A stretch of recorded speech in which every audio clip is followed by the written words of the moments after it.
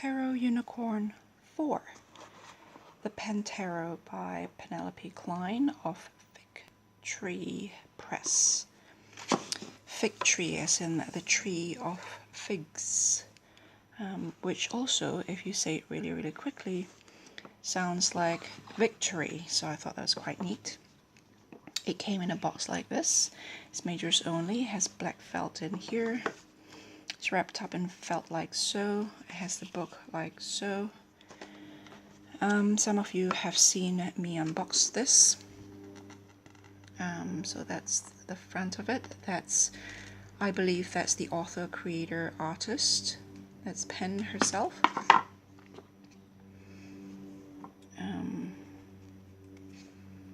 Came like so. So that's number 61 out of 100, Penelope Cline. It says the Pen Tarot is a set of 23 cards, the 22 cards of the major arcana of the traditional tarot plus one extra card, the artist. The cards themselves are not numbered, but each features a quotation chosen to add a new dimension to the traditional tarot meaning. The faces that represent the archetypes were conceived intuitively, then drawn and painted loosely in pen and ink, sometimes from life using friends and family as models. A few were finished digitally with monochrome to add extra form and texture and to deepen the black backgrounds. The cards are printed on 350 GSM cardstock in a strictly limited edition of 100 sets, each signed by the artist and accompanied by a booklet with the quotations in context and with their attributions. So that's 2008. She's also the author of the Liminal Tarot, which is, I think, might be her only full deck, I think. And the Green Chagallon Tarot is one of my favorite, but as I've probably mentioned, in terms of collecting, I prefer original art, and Green Chagallon is original to Penelope Cline, but it's very much Chagall, and I wanted Penelope, so I'll put this here. So that's the Fool. When I first saw this, it was when I first started learning tarot in 2014, and I saw this and I was just absolutely mesmerized, captivated by the faces. And I'm one of those people who dislike human faces and humans in general in my tarot deck, not because I don't like humans or human faces, but because they are hardly drawn well, in my opinion. And so it says here so we've heard about no numbers but quotes to express the archetypes. It says here, life's in eternity's sunrise. Doesn't that just capture the essence of what the Fool is about, what the story of the Fool is? It really moved things from sort of esoteric, whatever you want to call it, Gnostic or spiritual, into the kind of spirituality that is more poetic, into the kind of divinity that is more, or sacredness that is more beauty. And that's very much,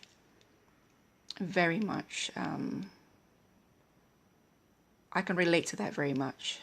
So let's have a look at what it says. I'm not going to go through everything, just to give a sense of what the handbook, or how the story of these images are. So here it says, the Fool, he who binds to himself a joy doth the winged life destroy, but he who kisses the joy as it flies lives in eternity's sunrise. That's by William Blake, 1757 and 1827. Died 1827, and that's the Fool. It's just perfect to me, absolutely perfect to me. The Magician. If this be magic, let it be art. Let's take a look at the book.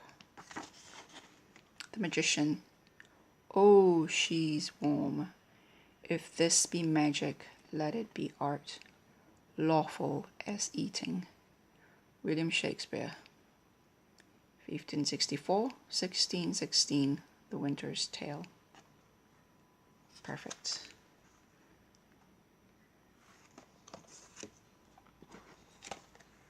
The High Priestess, and the moon under her feet. And the moon under her feet. And there appeared a great wonder in heaven, a woman clothed with the sun, and the moon under her feet, and upon her head a crown of 12 stars. From the Bible, Book of Revelation. Isn't that interesting? Because that imagery is of the Empress in the Rider-Waite-Smith, isn't it? So that's interesting. Some people would say that's Mother Mary. Let me show you the, hold on a second. There are the crowns, the stars, I think they're there. And if you see Our Lady of Guadalupe, she's standing on crescent moon, the Empress. Plants, fruits of life and beauty.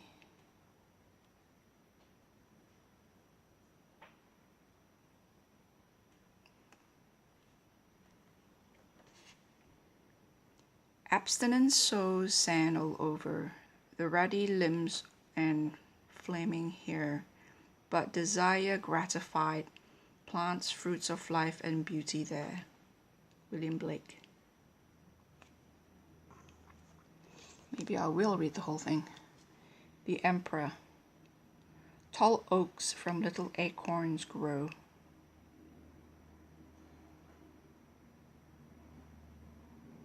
The one in charge of earthly growth, the one in charge of materialization, manifestation, realization, actualization. The Magician I see as self-actualization, as the potential for self-actualization or actualization itself. Let's move on first, because otherwise we can be here forever. So let's just carry on first instead of going back and forth. So the Emperor, large streams from little fountains flow, tall oaks from little acorns grow. David Everett, 1769-1813. The Hierophant. He who would search for pearls. He who would search for pearls. Errors like straws upon the surface flow. He who would search for pearls must dive below. John Dryden, 1631, 1700. Prologue, All for Love.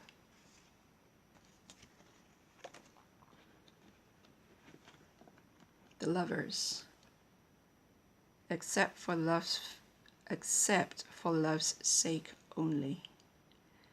Except for love's sake only. I really like that you can't see where one end and the other begin, because for me, synergy is the lovers. The lovers is the total is greater than the sums of the parts. That's basically the reunification of polarity, or the intermingling, the returning of polarity into singularity. That's how I see the lovers. So let's see what it says here. If thou must love me, let it be for naught, except for love's sake only. Elizabeth Barrett Browning, 1806-1861. If thou must love me, let it be for naught, except for love's sake only. The Chariot. A sense of control. You don't even see the horse. Bring me my chariot of fire. Bring me my bow of burning gold, bring me my arrows of desire, bring me my spear or clouds unfold, bring me my chariot of fire. William Blake, Jerusalem.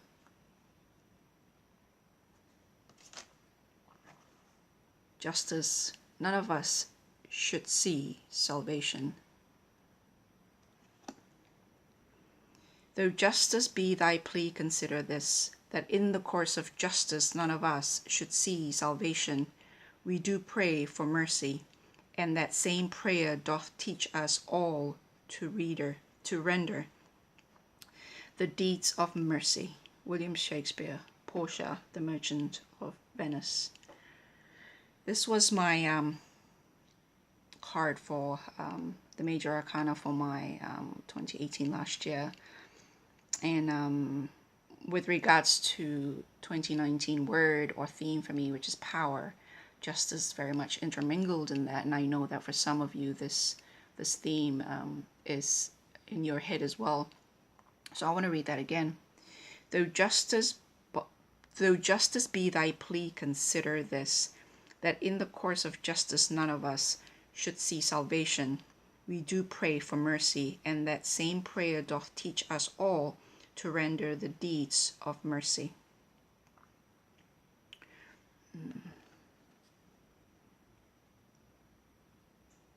And the scale is right in front of our eyes, and it looks like Lady Liberty from the Statue of Liberty there, if looking at the crown there. So there's liberty and justice there in terms of the theme I'm seeing here with regards to the poem, as well as liberty, justice, mercy, and how mercy and liberty are intertwined with justice. And I've spoken about justice, which the sword must be wielded with compassion, and a lot to think about there, but we'll talk about that some other time. So temperance, and as water unto wine, and as water unto wine.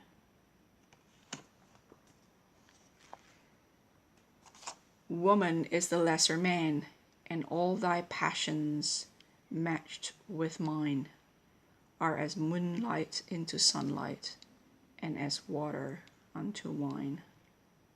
Alfred Lord Tennyson, 1809-1892.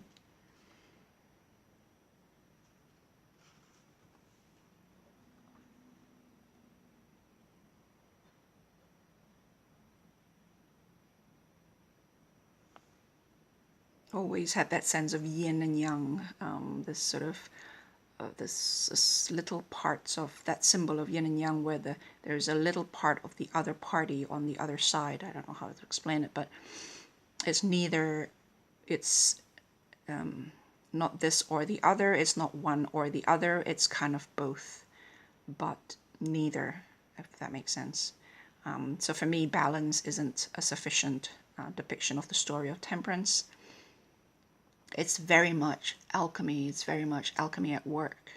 It's the extension, the sort of the further development of the lovers, where polarity is not only unified, but it is transformed into something else altogether different, without losing each of the parts, if that makes sense. So that reminds me very much of when in the Catholic tradition, the doctrine of transubstantiation, when they lay over the hand over the bread, quote unquote, and wine to change it into blood and that's what reminds me of that sort of laying of hand, and on some level, I really haven't really quite made up my mind about on what level yet. Something changes in there, so strength. Come forth, sweetness.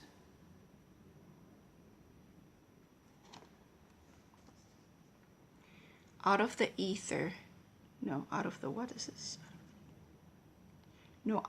ether came forth meat, and out of the strong came forth sweetness. The Bible, Judges 14, verse 14. Chapter 14, verse 14. from the book of Judges. Out of the eater came forth meat, and out of the strong came forth sweetness. The hermit. What is bliss, and which the way? Is one of the most beautiful hermit I've ever seen. What is bliss, and which the way? Hermit whore in solemn cell, wearing out life's evening grey, smite thy bosom, sage, and tell what is bliss and which the way. Samuel Johnson, 1709 and 1784. Pardon me for any mispronunciations. My English is my second language. Hermit whore in solemn cell, wearing out life's evening grey, smite thy bosom,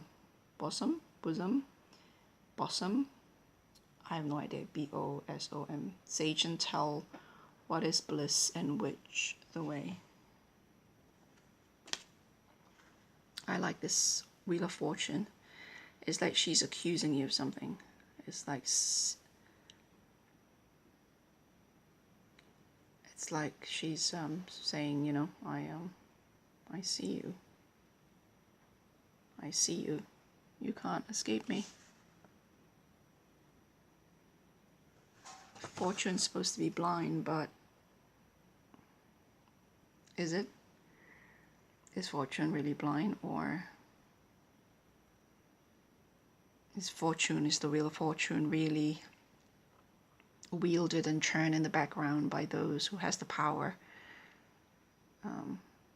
to at least influence the course of where the wheel is going, if not directly in control of it, maybe indirectly. Almost true, she is a strumpet, so she'll go with whoever has the power, I suppose, you think? We'll see.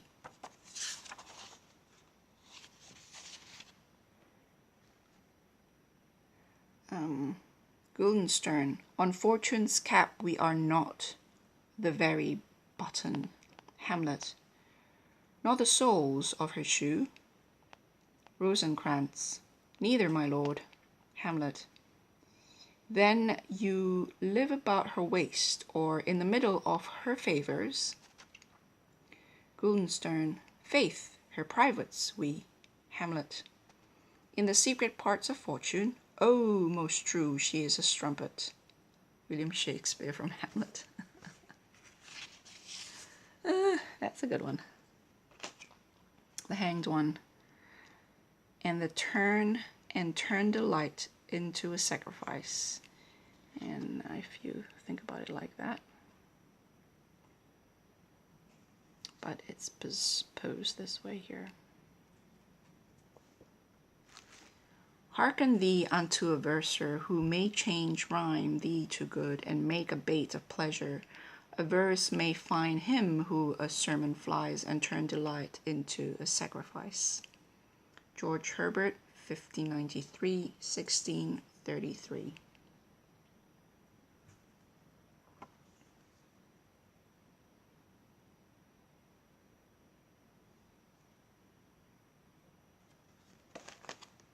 Death. In the twinkling of an eye. Behold, I show you a mystery. We shall not all asleep, but we shall all be changed. In a moment, in the twinkling of an eye, at the last trump, for the trumpet shall sound, and the dead shall be raised incorruptible, and we shall be changed. The Bible, Corinthians, chapter 51. And if you see, this is an echo of the artist.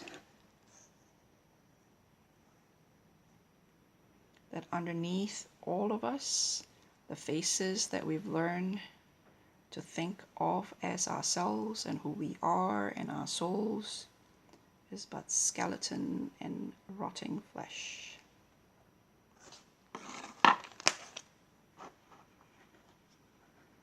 The devil. Tempt not the stars. For some reason, I keep thinking about The Matrix with somebody tempting blue pill and red pill. I'm not quite sure what that, but let's have a look at the book. Tempt not the stars, young man. Thou canst not play with the severity of fate. John Ford, circa 1586, 1639. Tempt not the star, young man. Thou canst not play with the severity of fate. Do not tempt fate.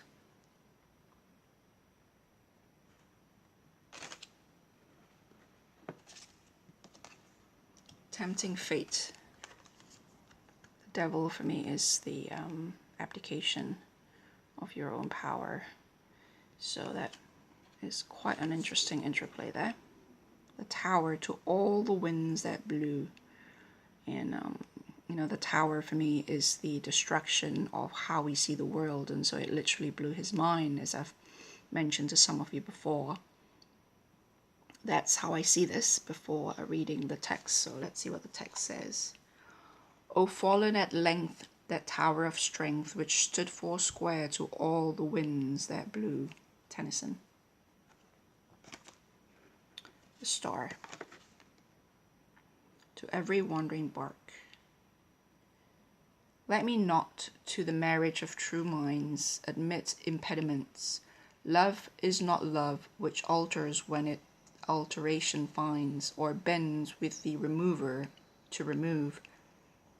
Oh no, it is an ever fixed mark that looks on tempests and is never shaken. It is the star to every wandering bark, whose worth's unknown, although his height to be taken. Loves not time's fool, though rosy lips and cheeks within his bending sickle's compass come. Love alters not with his brief hours and weeks, but bears it out even to the edge of doom. If this be error, and upon me proved, I never writ nor no man ever loved.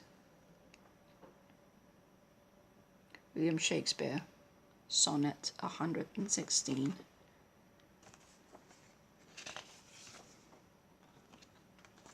The moon. With one bright star within the nether tip. The horned moon with one bright star within the nether tip. Samuel Taylor, Coleridge, 1772-1834. The Ancient Mariner. The sun. The golden apples of the sun. And pluck till time and times are done, the silver apples of the moon, the golden apples of the sun. W.B. Yeats, 1865-1939, The Song of Wandering Aengus. Aengus, Aengus. And pluck till time and times are done, the silver apples of the moon, the golden apples of the sun.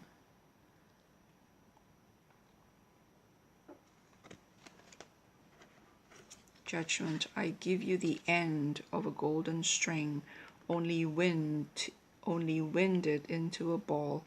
It will lead you in at heaven's gate, built in Jerusalem's wall. William Blake.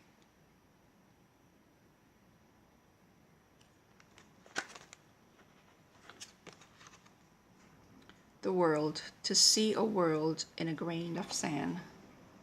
To see a world in a grain of sand, and a heaven in a wild flower. Holy infinity in the palm of your hand, and eternity in an hour. William Blake.